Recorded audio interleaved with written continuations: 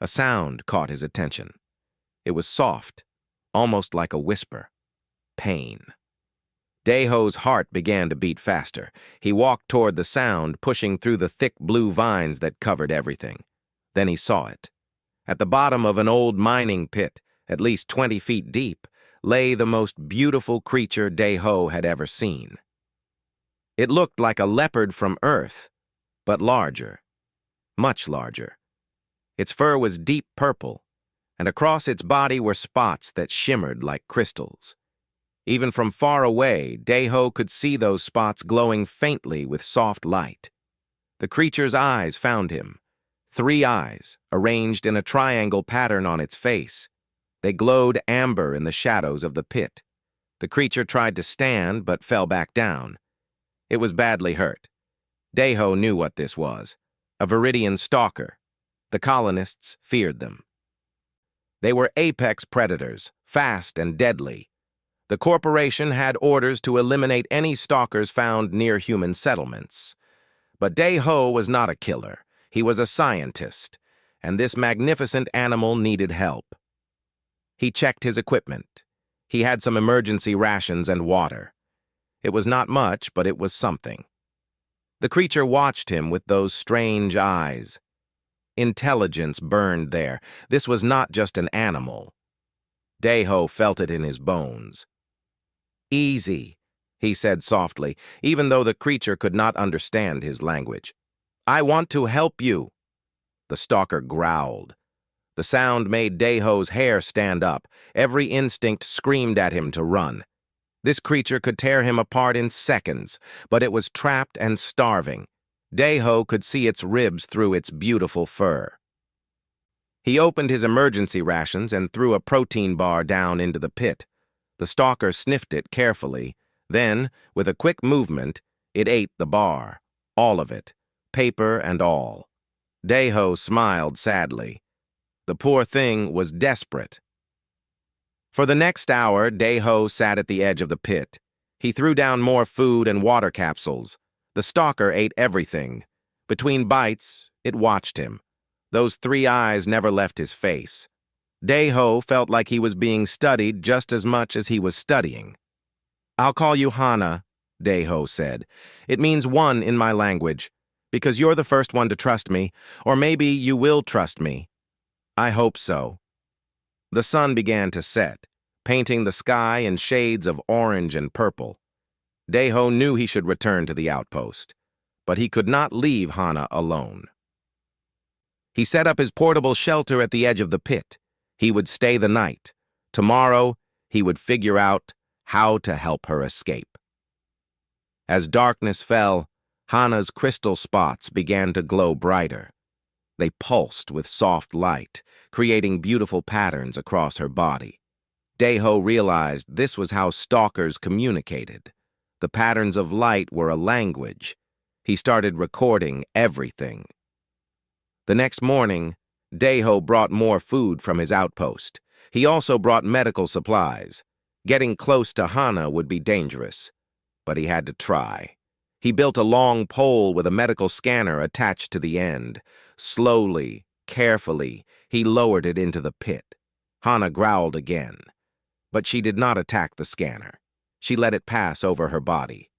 Daeho read the results: broken ribs, deep cuts that were infected, dehydration. She had been in this pit for at least 2 weeks, maybe more. How she survived was a miracle. Days passed. Daeho came every morning and evening with food and water. He talked to Hana constantly, keeping his voice soft and calm. He told her about Earth, about his family, about why he came to this distant world. Hana always listened. Her head would tilt slightly. Those 3 eyes focused entirely on him. On the 5th day, something changed. When Daeho arrived with breakfast, Hana did not growl. Instead, she made a different sound. It was almost like a purr, but deeper, richer. The crystal spots on her body pulsed in a gentle rhythm. "You're starting to trust me, aren't you?" Daeho whispered. He had been working on something. Using scrap metal from the abandoned mining site, he built a long ramp. It took him 3 days, working late into the night. The ramp reached from the bottom of the pit to the top. It was rough and ugly, but it was strong. On the 8th day, Daiho positioned the ramp inside the pit. Hana watched him work. When he finished, he climbed back up and sat down at the edge. He placed some food at the top of the ramp. Then he waited. For a long time, Hana did not move. She studied the ramp carefully. Then slowly, she began to climb. Her movements were still painful. Daiho could see her struggling, but she kept going. Step by step, the ramp held. When Hana reached the top, she stood at the edge of the pit. She was magnificent. Standing up, she was almost as tall as Daiho's shoulder. Her purple fur rippled with muscle. The crystal spots caught the sunlight and threw rainbow patterns across the ground. Daiho held his breath. This was the moment of truth. Hana could run away, or she could attack him. He had no weapons. If she wanted to kill him, he would die. Hana took a step toward him, then another. Daiho stayed very still. His heart was pounding so loud he was sure she could hear it. Hana came closer. She lowered her head and sniffed his hand. Then, gently, Hana pressed her head against his palm. Daiho felt tears in his eyes. This wild, dangerous, beautiful creature was thanking him. He carefully stroked her fur. It was soft and warm. The crystal spots pulsed with light under his touch. They stayed like that for several minutes. Then Hana stepped back. She looked at Daiho one last time. Her 3 eyes seemed to glow brighter. Then she turned and ran into the jungle. Within seconds, she disappeared into the blue and purple foliage. Daiho sat down heavily. His legs were shaking. He had just touched a Viridian stalker. He had saved one. If the corporation found out, he would lose his job. Maybe worse. But he did not care. He looked at his hand, the one Hana had pressed against. He could still feel the warmth of her fur. He could still see those intelligent eyes in his mind. "Goodbye, Hana," he whispered to the jungle. "Stay safe." He gathered his equipment and walked back to his outpost. Behind him, the sun set over the mining pit. The ramp stood as a bridge between 2 species. Daiho did not know it then, but this was only the beginning. This one act of kindness would change everything. In the jungle, Hana stopped running. She turned back toward the human settlement. Her crystal spots pulsed once, bright and strong. Then she continued into the deep forest, toward her home, toward her family. 3 months passed quickly on Viridian 7. Daiho fell into his routine at the research outpost. He cataloged plants, studied soil samples, and wrote reports. But his mind often wandered to Hana. Was she alive? Had her wounds healed? He would never know, and that made him sad. Then one morning he found something strange outside his outpost door. A small pile of crystalline stones arranged in a perfect circle. The stones glowed faintly with inner light. Daiho picked one up carefully. It was warm to the touch and beautiful. But where did it come from? The next day there were flowers. Not earth flowers, but the rare blue blooms that grew deep in the jungle. Someone had placed them on his doorstep. Daiho's heart began to race. Could it be? Over the next week, more gifts appeared. Smooth river stones. Colorful feathers from jungle birds. Once, a strange fruit that Daiho had never seen before. The gifts were always arranged carefully, almost artistically. Something intelligent was leaving them. Daiho set up cameras, but they never caught anything. Whatever was visiting came and went like a ghost. He began to suspect it was Hana. But why? What did it mean? His peaceful mystery was interrupted on the 13th week. A transport ship landed at the main settlement 50 miles from his outpost. Director Yuna Choi stepped off the ship, and she was not alone. Behind her came a squad of corporate security officers, led by a tall man with cold eyes, Captain Jin-Woo Park. Yuna arrived at Daiho's outpost 2 days later.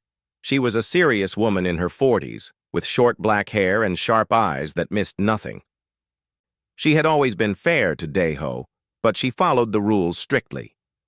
"Your supply records don't match," Yuna said without greeting. She held up her data pad.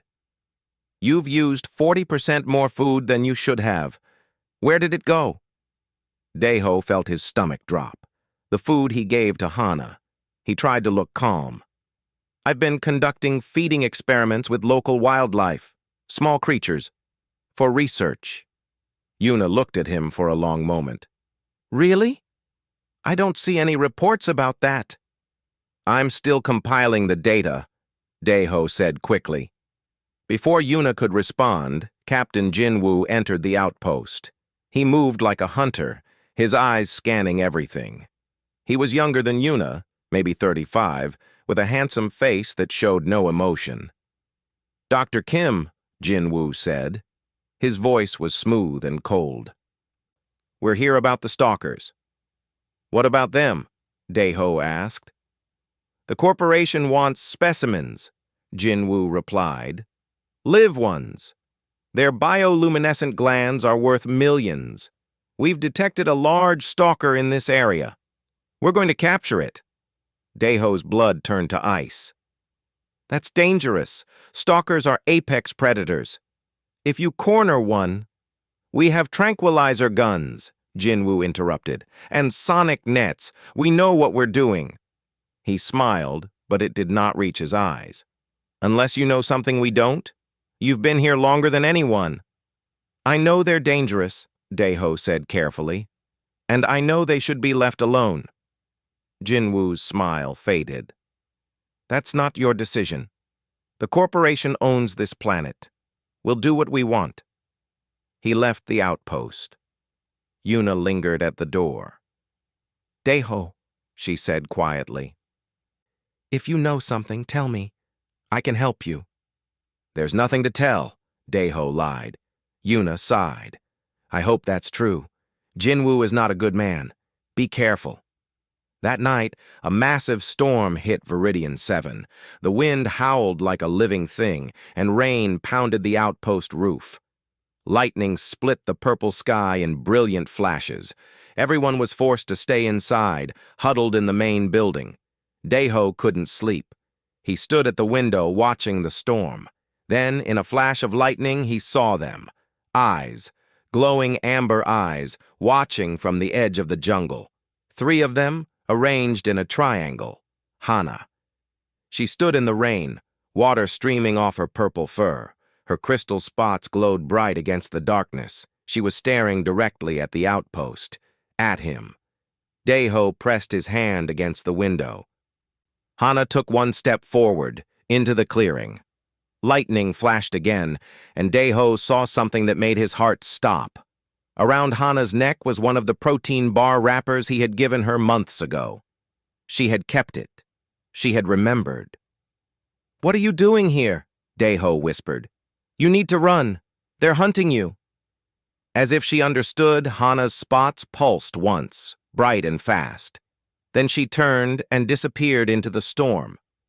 But Daiho knew she was out there, somewhere in the darkness, watching, waiting. The next morning, the storm had passed. Jinwoo gathered his team immediately. "We found fresh tracks," he announced. "A large stalker very close. We move out in 1 hour." Daiho tried to protest.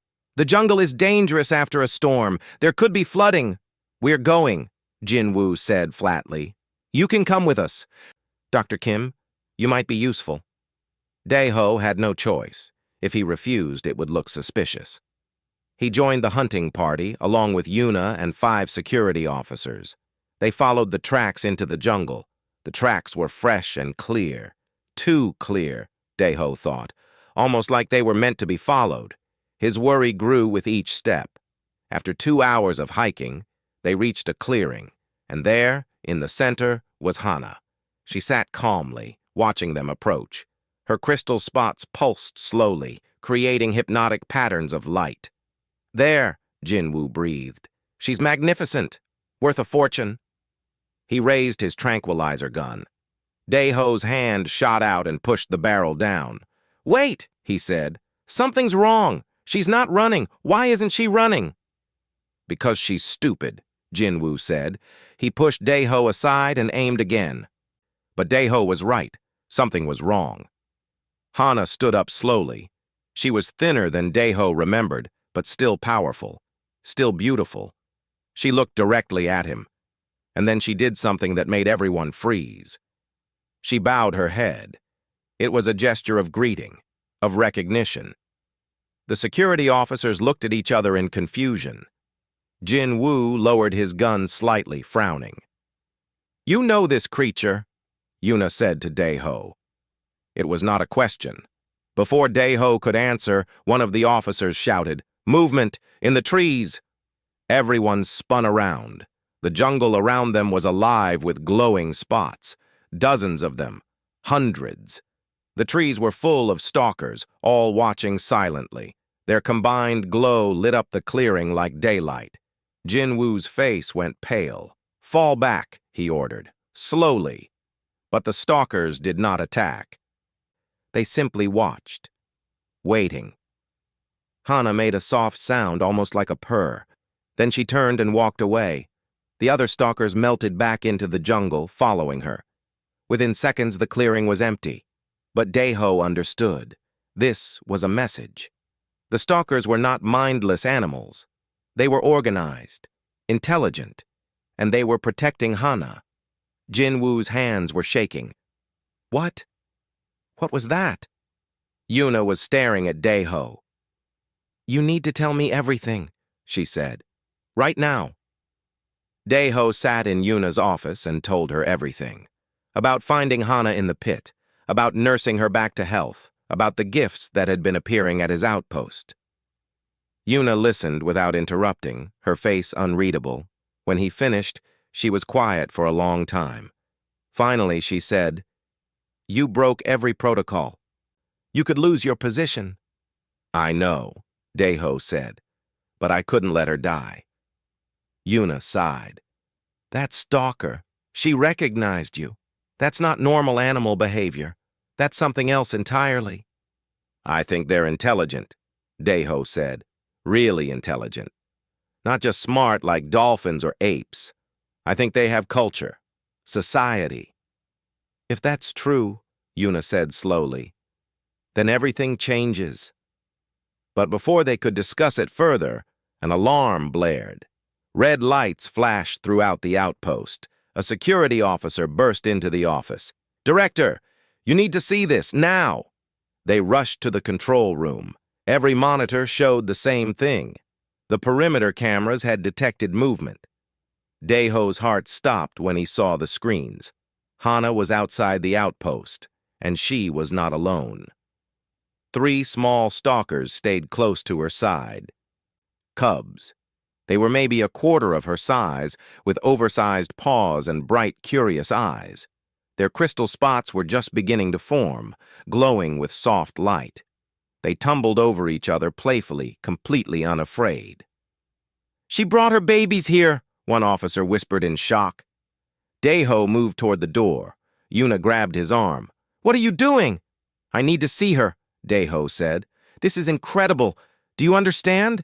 She's introducing me to her family. That's trust, real trust." "It could be a trap," Yuna warned. "No," Daeho said firmly. "Look at her." On the monitors, Hana sat calmly. One of the cubs was chewing on her tail. Another was trying to climb onto her back. She looked peaceful, content. This was not the behavior of a creature planning an attack. Daeho walked outside slowly. The morning air was cool and fresh. Hana's eyes found him immediately. She made a soft chirping sound and the cubs looked up. Their 6 eyes, 3 each, fixed on Daeho with open curiosity. "Hello again," Daeho said softly. "Are these yours? They're beautiful." One of the cubs, braver than the others, took a few wobbly steps toward him. Hana made a warning sound, and the cub stopped. But her crystal spots pulsed in a gentle pattern. Permission, Daeho realized. She was telling the cub it was safe. The little stalker came closer and sniffed Daeho's boot. Then it looked up at him and made a tiny squeaking sound. Daeho laughed with pure joy. This was the most wonderful moment of his life. Then everything went wrong. Alarms blared from inside the outpost. Jinwoo's voice boomed over the speakers. "All personnel, battle stations, we have hostile creatures at the perimeter." "No!" Daeho shouted. "They're not hostile." But it was too late. Security officers poured out of the outpost, weapons ready.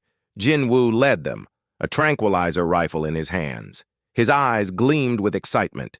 "Perfect," he said. "A mother and cubs. The corporation will pay triple for this." Hana immediately went into defensive mode. She pushed her cubs behind her and lowered her body into a crouch. Her spots flared bright red, a warning. The brave cub that had approached Daeho ran back to its mother, frightened. "Stand down!" Daeho yelled at Jinwoo. "Can't you see? She came here peacefully." "She's a dangerous animal with valuable bioluminescent organs," Jinwoo replied coldly. "Worth millions of credits. Now move aside, Dr. Kim." Daeho stood his ground. "No, I won't let you do this." Jinwoo's face darkened. "That's insubordination. Officer Taemin, remove Dr. Kim from the area." A large security officer moved toward Daeho, but before anyone could do anything, Hana roared. It was a sound unlike anything Daeho had ever heard. It shook the ground beneath their feet. It echoed through the jungle like thunder, and the jungle answered. From the trees, from the undergrowth, from everywhere at once, stalkers appeared, dozens of them. They formed a circle around the outpost, their crystal spots glowing in synchronized patterns. It was beautiful and terrifying at the same time. The security officers backed up, weapons shaking in their hands. Jinwoo's confidence evaporated. "How many are there?" he whispered. "At least 50, Yuna said from the doorway. Her voice was calm, but her face was pale. "We're surrounded!" The largest stalker Daeho had ever seen stepped forward.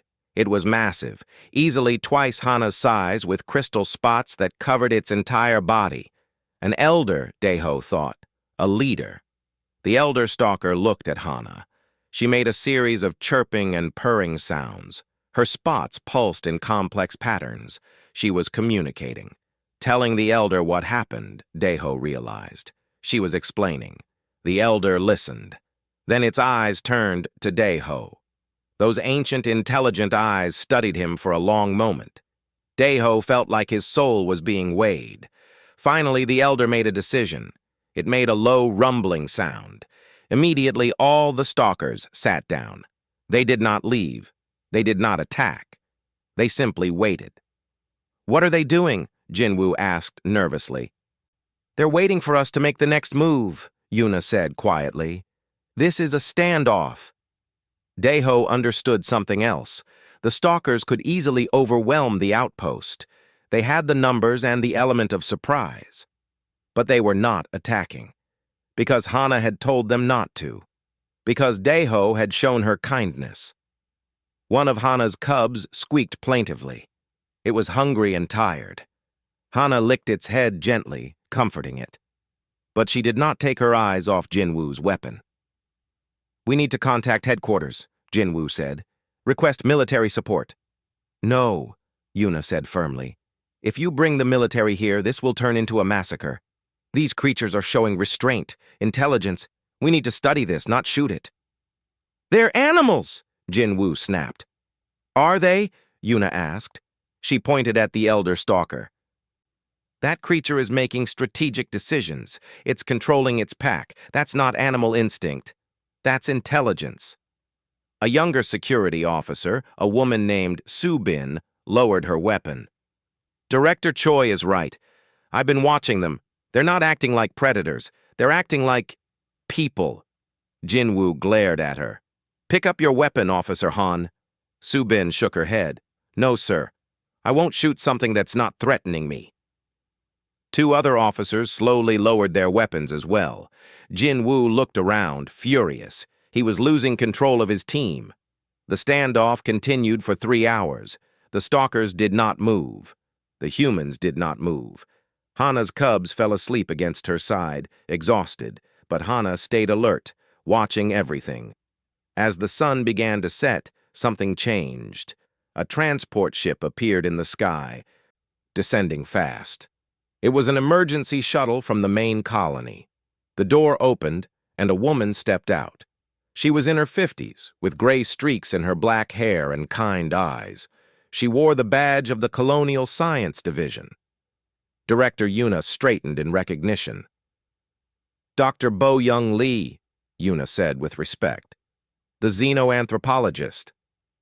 "I heard there was something extraordinary happening here," Bo-Young said.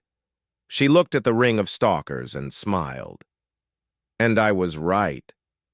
Dr. Bo-Young Lee approached the situation with calm authority. She walked past the nervous security officers and stopped next to Dae-ho. Her eyes were fixed on Hana and the cubs. "Tell me everything," she said to Dae-ho.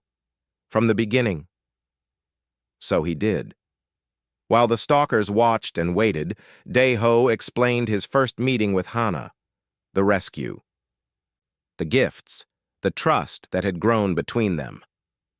Bo-Young listened carefully, occasionally asking questions. When he finished, she nodded slowly. "This changes everything we thought we knew about this species." "They're just animals," Jin-Woo insisted. He had been growing more frustrated by the hour. "Clever animals, maybe, but still animals." Bo-Young turned to him. "Captain Park, how do you explain coordinated group behavior? How do you explain the gift-giving? How do you explain a mother bringing her cubs to the person who saved her life?" "Instinct," Jin-Woo said stubbornly. "Instinct does not create culture," Bo-Young replied. "And culture is exactly what I'm seeing here." She pointed to the stalkers. "Look at their spots, the light patterns. They're not random. Each stalker has a unique pattern like a fingerprint. But watch closely." They all watched. Slowly, they began to see it.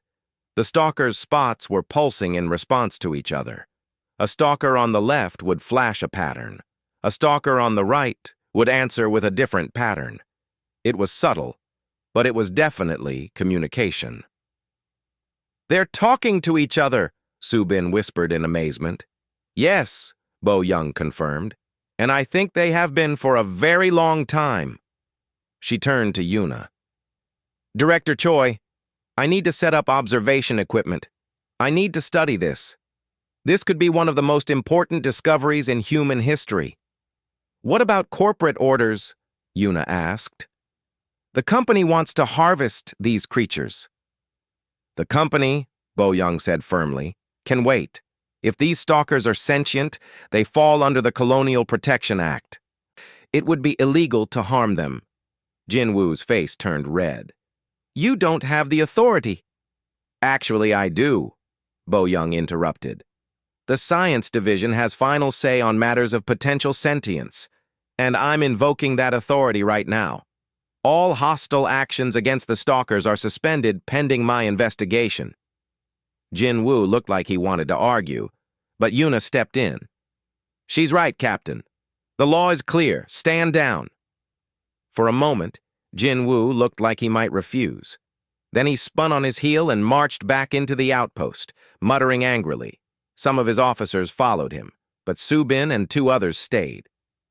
"We'd like to help, if we can," Subin said to Bo-Young. This is amazing." Over the next 3 days, Bo-Young set up observation posts around the outpost. She brought in specialized equipment to record the stalkers' light patterns. She studied their behavior constantly, taking notes and making recordings. The stalkers maintained their perimeter, but they seemed to relax slightly. Some would leave to hunt, then return. Others would groom each other or play. The cubs, young and energetic, wrestled with each other constantly. Occasionally, a brave cub would venture closer to the outpost, curious about the strange, hairless creatures inside. Hana became a constant presence. She stayed near the outpost, her cubs always close. And every morning, Daeho would find a gift outside the door. Flowers, stones. Once, a beautifully woven nest made from jungle vines. The stalkers were still showing their gratitude. On the fourth day, Bo Young called everyone together. Her face was excited but serious. "I need to show you something," she said. She led them to her observation post and pulled up video footage. "I've been recording the stalkers' activities. Watch this." The video showed a group of stalkers in the jungle. They were arranged in a circle around a flat stone. One by one, each stalker would approach the stone and arrange small objects on it. Crystals, flowers, feathers. They were creating a pattern, and each stalker added to it. "What is that?" Yuna asked. "Art," Bo Young said simply. "They're creating something beautiful together, for no survival reason, just because they want to. That's not animal behavior, that's culture, that's civilization." She pulled up another video.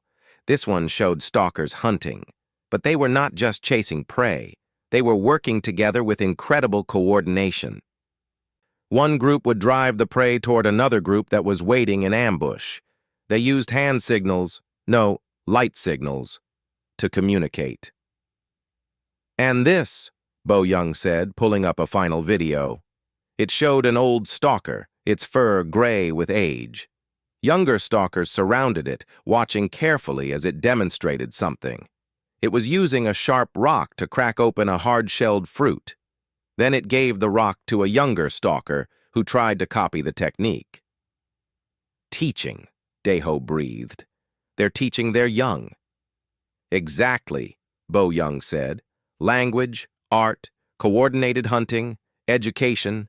These are the hallmarks of an intelligent social species. The stalkers are not animals. They're people." The room was silent. Everyone was processing what this meant. If the stalkers were sentient, then Viridian 7 was not an empty planet ready for colonization. It was already inhabited by another civilization. Jinwoo had been listening from the doorway. "This is ridiculous," he said. "So they're clever. That doesn't mean we have to stop the colony." "Yes, it does," Yuna said quietly. "The colonial charter is clear. We cannot colonize a world with sentient inhabitants without their consent." "Consent?" Jinwoo laughed bitterly. "How are we supposed to get consent from animals?" "By asking," Daeho said. He had an idea, a crazy, wonderful idea. "Hana trusts me. Maybe I can communicate with her, learn their language." "That could take years," Jinwoo protested. "Or it could take days," Bo Young said. "We won't know until we try." But before they could begin the experiment, an alert sounded. Yuna's face went pale as she read the message on her data pad. "Corporate headquarters has sent a military detachment," she said. "They're coming to clear the stalkers from the area. They'll be here in 18 hours. "How many soldiers?" Subin asked. 200, Yuna replied, "with heavy weapons. They're not coming to study. They're coming to exterminate." Daeho felt sick. "We have to stop them. We have to prove the stalkers are sentient before they arrive." "How?" Jinwoo asked. "You said it yourself. It could take days to establish communication." Daeho looked out the window at Hana. She was grooming one of her cubs, her spots glowing softly in the afternoon light. She had shown him trust. She had brought her family to him. She had protected the outpost instead of attacking it. She had done everything right. Now it was his turn. "I'll go to them," Daeho said. "I'll go into the jungle with Hana. If I can document their society, their homes, their culture, if I can send that proof to the Colonial Senate, they'll have to stop the military." "That's suicide," Jinwoo said flatly. "You'll be surrounded by apex predators." "No," Daeho said. "I'll be surrounded by people. People who saved me when they could have killed me. People who understand gratitude and trust. People who deserve better than what we're planning to give them." Bo Young put her hand on his shoulder. "I'll help you. I'll make sure your transmissions reach the Senate. But Daeho, are you sure? This is incredibly dangerous." Daeho thought about Hana trapped in that pit. starving, dying. He thought about the trust in her eyes when she pressed her head against his hand. He thought about her cubs, innocent and playful, who deserved a chance to grow up. "I'm sure," he said. The sun was setting as Dae-ho packed his equipment. He took only essentials: recording devices, cameras, emergency medical supplies, and water. No weapons. If he was going to ask the stalkers to trust him, he had to trust them completely. Yuna pulled him aside. "I'm going to delay the military as long as possible. I'll file reports, request clarifications, anything to slow them down, but I can only give you maybe 24 hours, maybe less." "It'll have to be enough," Dae-ho said. Subin approached him. "Dr. Kim, some of us have been talking, me and 3 other officers. We don't think this is right. Killing creatures that might be intelligent. We want you to know, if it comes to a fight, we'll stand with you." "Thank you," Dae-ho said, genuinely touched. "But I hope it doesn't come to that." Jinwoo was nowhere to be seen. He had locked himself in his quarters after Bo Young overruled him. But Dae-ho knew the captain would not give up easily. He was a dangerous man who cared more about profit than truth. As darkness fell, Dae-ho walked outside. Hana was waiting at the edge of the clearing, her cubs beside her. When she saw him, her spots pulsed in a welcoming pattern. The cubs chirped excitedly. Dae-ho took a deep breath and stepped forward. "Hana," he said softly, "I need your help. Will you take me to your home? Will you show me your people?" Hana tilted her head, studying him. Then she turned and began walking toward the jungle. She looked back once, clearly expecting him to follow. Dae-ho followed. The jungle at night was a different world.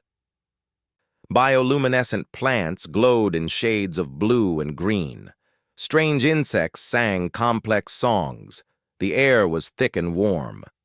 Hana moved through it all with ease, her cubs bouncing along beside her. They walked for hours. Dae-ho recorded everything. The way Hana would pause and make soft sounds to her cubs. The way the cubs would answer with their own chirps and squeaks. It was clearly language. Simple, perhaps, but real communication. Other stalkers joined them along the way. They would emerge from the shadows, touch noses with Hana, and fall in step. Soon, Dae-ho was surrounded by a dozen stalkers. But he was not afraid. They were curious about him, sniffing him carefully, but never threatening. As midnight approached, they reached a clearing deep in the jungle, and Dae-ho's breath caught in his throat. The stalkers had built something. Not primitive shelters, but beautiful structures made from woven vines and shaped crystal. They glowed with soft light, creating a small village in the jungle. Stalkers moved between the structures, going about their lives. Cubs played together in a central area while adults watched over them. It was a community, a civilization. Dae-ho activated his camera and began recording everything. He narrated softly, describing what he saw, the structures, the social interactions, the care the adults showed for all the cubs, not just their own. It was incredible. In the center of the village stood the largest structure. The elder stalker that Dae-ho had seen at the outpost emerged from it. The massive creature approached slowly. Dae-ho stood very still. The elder studied him for a long moment. Then it did something unexpected. It touched its head to Dae-ho's hand, just like Hana had done months ago. Acceptance, Dae-ho realized. The elder was accepting him. Throughout the night, Dae-ho documented everything. He filmed stalkers creating art together, arranging crystals and flowers in beautiful patterns. He recorded their teaching sessions, where older stalkers showed younger ones how to hunt and gather. He captured their language, the complex patterns of light that conveyed meaning. At one point, Hana brought him to a special place. It was a wall made of smooth stone, and on it were marks. Deliberate marks, carved with sharp tools. Pictures. They showed stalkers hunting, stalkers caring for cubs. and one picture showed something that made Daeho's eyes fill with tears. It showed a stalker trapped in a pit, and a two-legged figure reaching down to help it. Hana had told her story, and her people had carved it in stone. They remembered. They honored it. "I understand," Daeho whispered. He touched the carving gently. "I understand." As dawn approached, Daeho's communicator buzzed. It was Bo Young. "Daeho, the military is arriving early. They're only 6 hours out. We need that data now."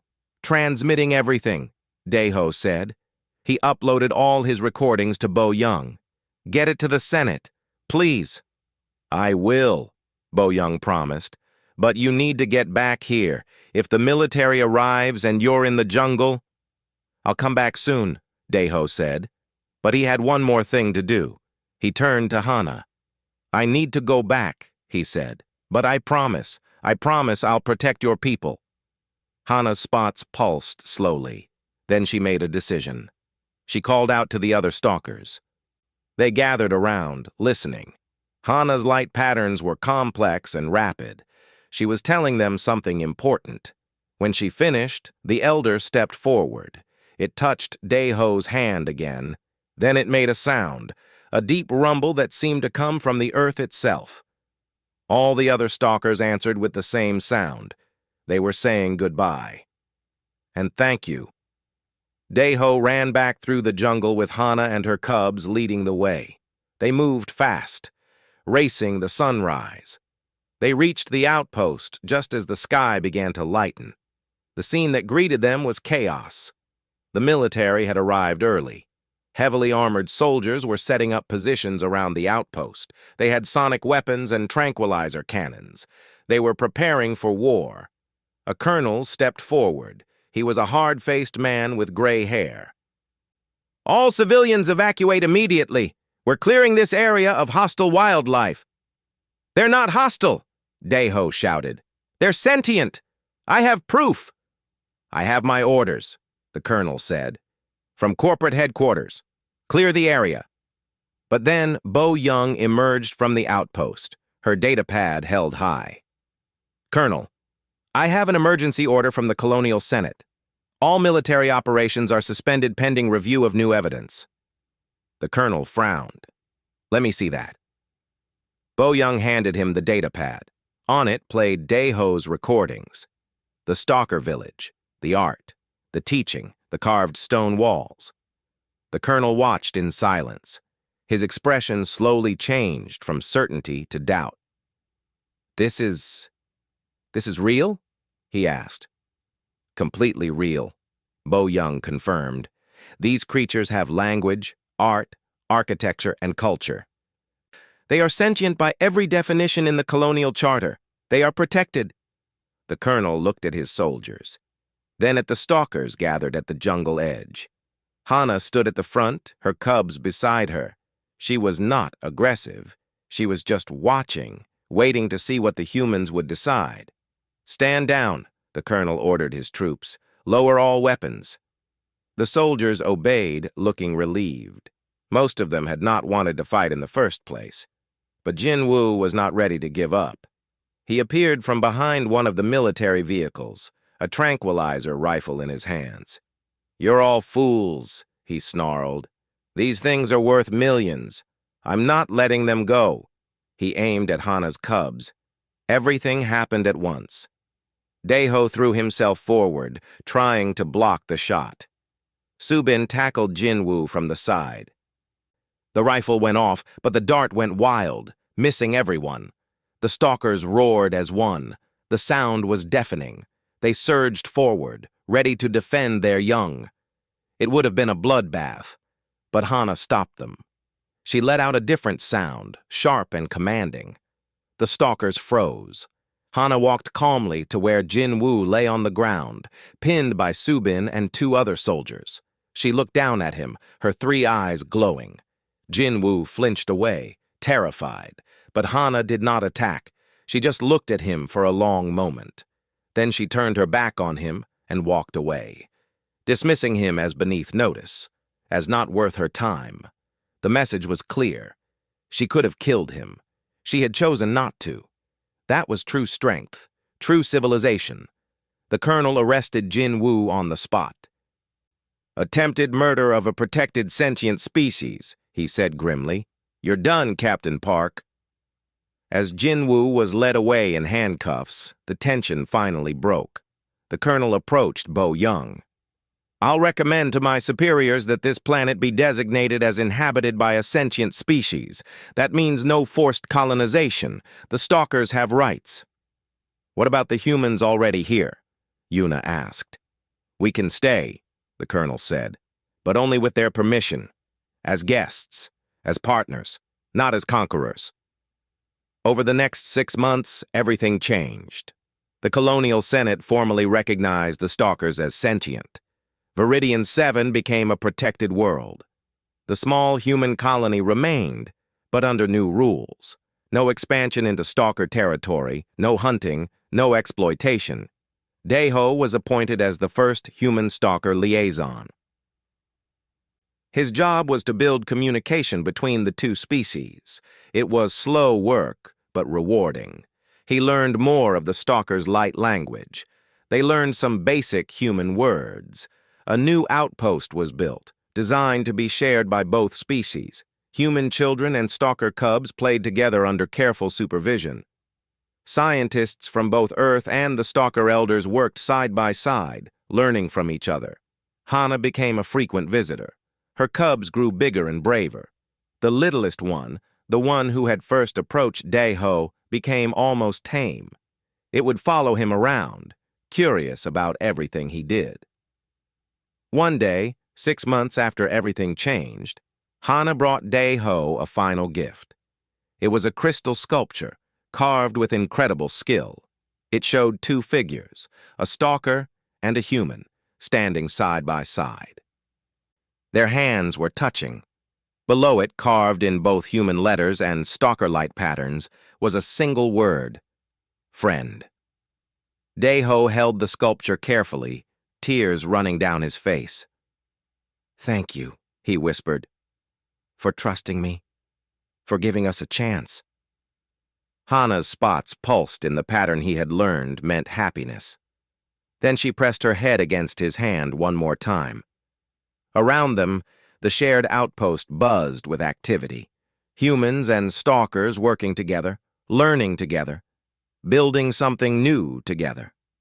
Daeho thought back to that day in the mining pit, when he had chosen compassion over protocol, when he had chosen to help instead of ignore. That single choice had changed everything. It had saved Hana's life, and in return, she had shown her people that not all humans were threats, that some could be friends. One act of kindness had built a bridge between 2 species, and that bridge would stand for generations to come. Dr. Mi-Jin Kang, the new xenosociology researcher, approached Daeho.